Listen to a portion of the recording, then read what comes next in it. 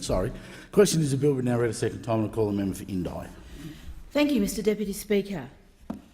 I rise to speak about the National Security Legislation Amendment Bill and why I will not be supporting this bill in this House. The security of our nation and our people is paramount, and this bill is the leading edge of the government's expansion of anti-terrorism laws. And I fully support the government taking steps to introduce relevant legislation to counter the insidious march of terrorism in all its forms.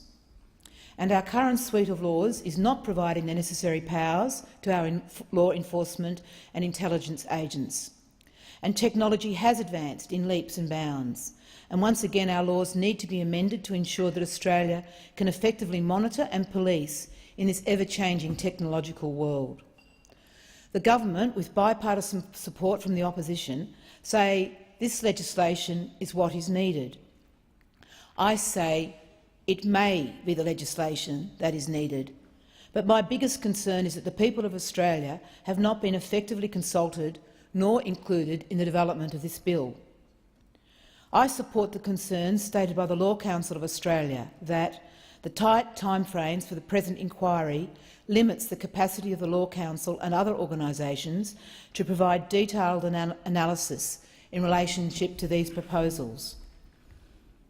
Mr Deputy Speaker, when legislation of such significance to all Australians is under development, it is imperative that everybody, individuals, organisations, communities and business, have adequate time to scrutinise and comment. And the lack of independent security of this bill, the lack of time members and senators have been given to consider the complexities, is my greatest concern. And I share Professor George Williams' view when he says the extent to which changes in the bill exceed the powers of government at the expense of citizens is unexpected. This bill allows greater supervision of surveillance of computers, grants immunity from protection to intelligence officers engaged in special operations, and exposes journalists to jail for publishing even more general information about terrorism activities. And my colleagues on the crossbench, I think, have adequately described some of the problems and gaps. But as an independent member of parliament, as a community representative, today my focus is the impact of these changes on the community. There is much fear in my community, and I know in other communities around Australia, about the terrible work of terrorism around the world and how it impacts particularly in our major cities. I have been approached by many people in Indi, sharing their fears. They're scared for their family and friends. They don't want to lose the free life that we have in Australia. The consequence of this fear have been such that families have come up to me and said they're not travelling overseas to attend weddings. More extremely, members of my small communities are not going to Melbourne or Sydney for footy matches, terrified of what might happen to them in the cities.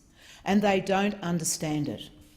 Young people, young leaders have come and spoken in this parliament about the huge implication of this fear on them and their life, the undercurrent of racism, the undercurrent of religious bigotry, the undercurrent of people being different, the undercurrent of the impact when we use fear as a weapon. This fear in my community is devastating. It makes me scared. It makes the people I live with scared. And the consequences will be for a long time with us. It causes lack of trust in the government, lack of trust in our institutions. It causes community to fight community. And this impact will be with individuals and communities for a very long time. So, Mr Deputy Speaker, this is not a time to rush through legislation. This is a time for considered approach.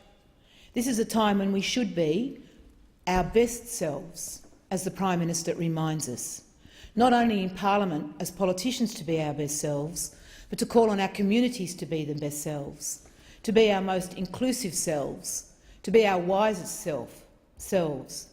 It's a time to bring our community with us. It's a time to build community confidence. It's a time to help people understand what's happening, to explain that this really is legislation that's going to make our community better. Mr Deputy Chair, in closing, I think we as a country have done a wonderful job in building a coalition of the willing overseas. It's my hope that we can invest in time to build a coalition of the willing in Australia. And this is a time, I believe, for Team Australia to play to the whole team, not just a small select group. Thank you. I thank the member for Indi.